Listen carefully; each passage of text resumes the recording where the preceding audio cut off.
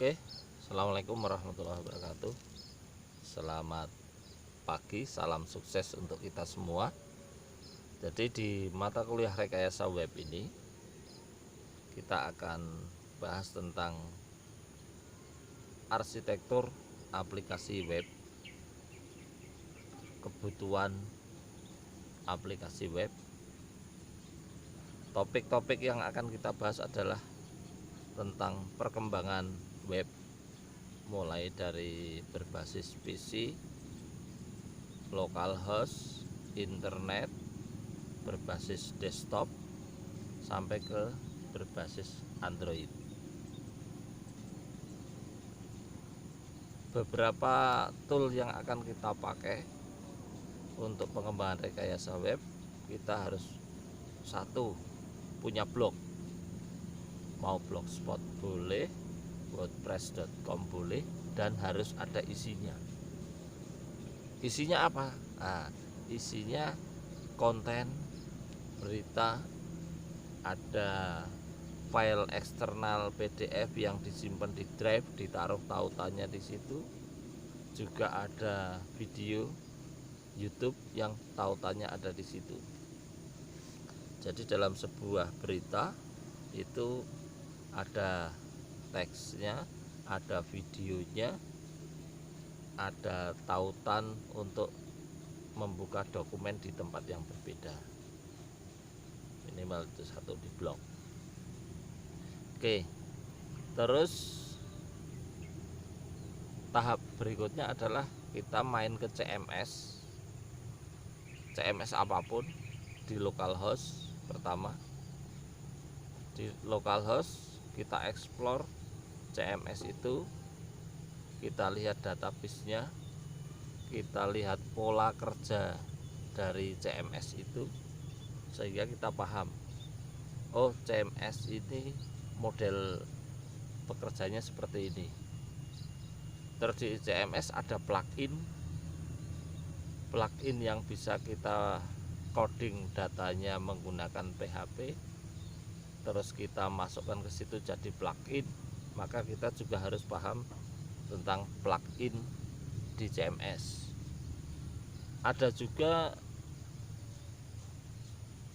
teknik lain dengan coding berbasis HTML, kita bisa mengambil data dari sistem yang lain. Itu ada tekniknya, bukan plugin, tapi kita cukup nempelin HTML ke CMS. Oke.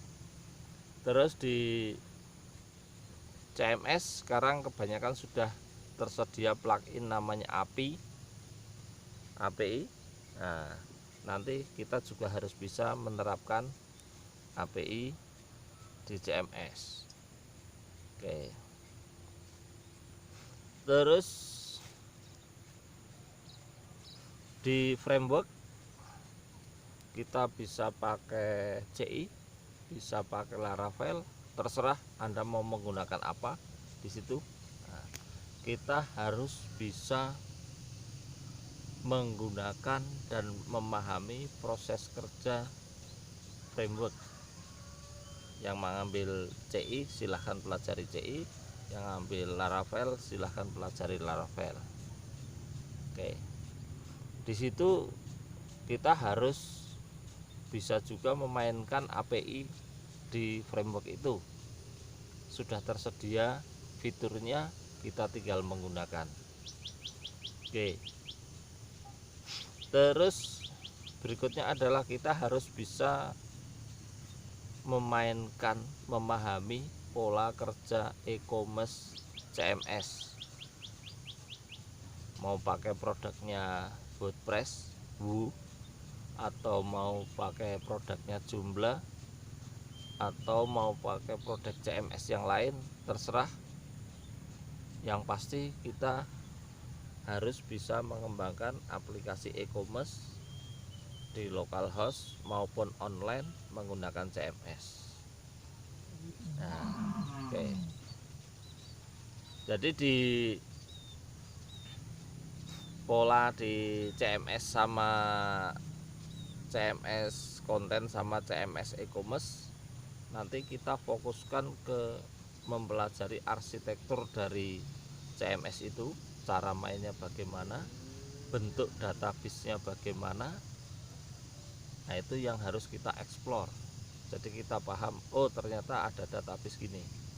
Metode penyimpanan desain atau konfigurasi itu kita juga harus paham, apakah konfigurasinya itu disimpan ke sebuah file ataukah dimasukkan ke database. Di situ kita harus paham. Oke. Jadi di tahap pertama sebelum UTS kita harus mahir di CMS, baik CMS konten maupun CMS e-commerce, sampai ada produknya. Oke.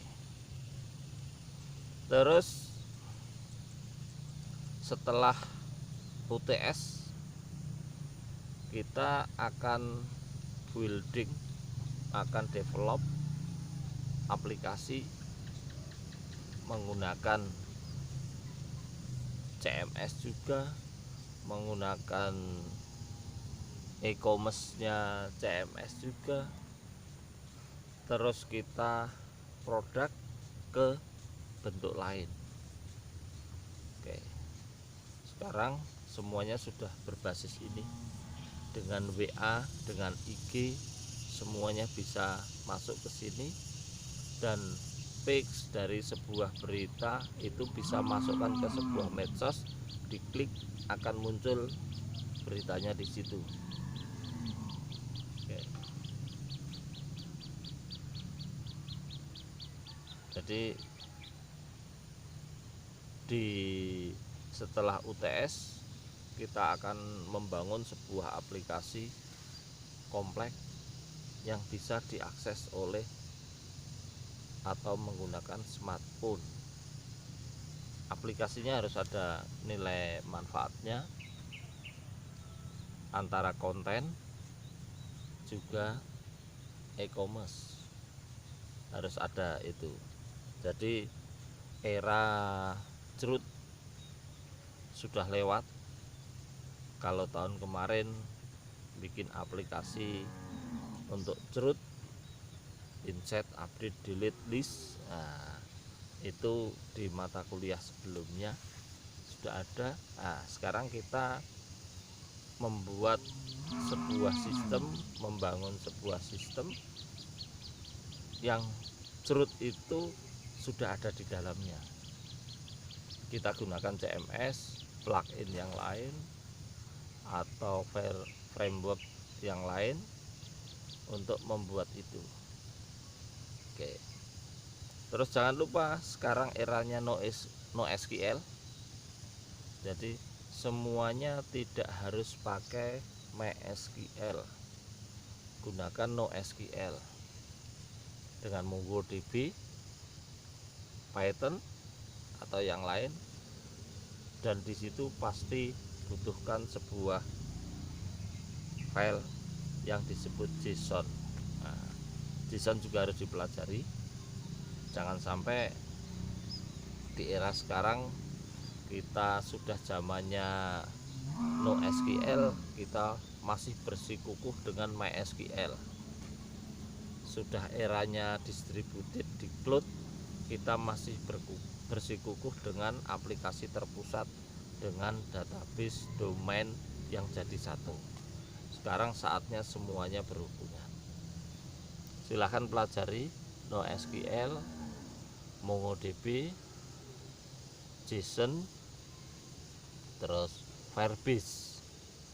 Jadi teman-teman yang nanti akan fokus ke mobile application itu Firebase jadi penting. Kita perlu belajar juga Firebase, gimana naruh aplikasi, naruh data berbasis smartphone di Firebase. Saat ini sudah dirilis. Ini kebetulan teman saya membuat aplikasi Lekas Sehat.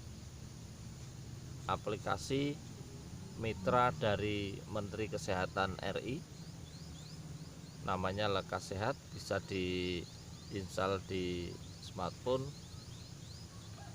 sudah ada di online, tinggal di download free. Nah, menggunakan SSO. Jadi kalau HP kita ini sudah aktif dengan email, Facebook, atau akun Google atau telepon, kita bisa menggunakan salah satu dari ketiga akun yang aktif di HP ini. Nah, itu perlu kita pikirkan juga bagaimana kita membuat aplikasi yang mana aplikasi itu kalau dibuka di browsernya sekarang sedang aktif menggunakan akunnya siapa.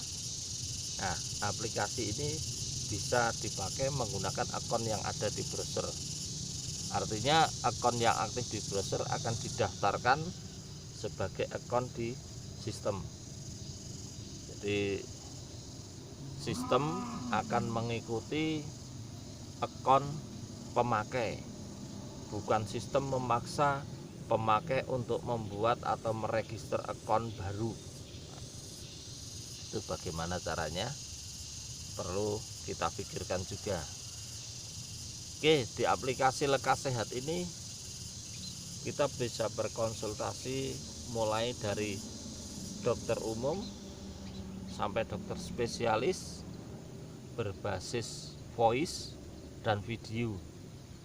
Dan jangan lupa, tentunya tiap periksa konsultasi online ada bayarnya.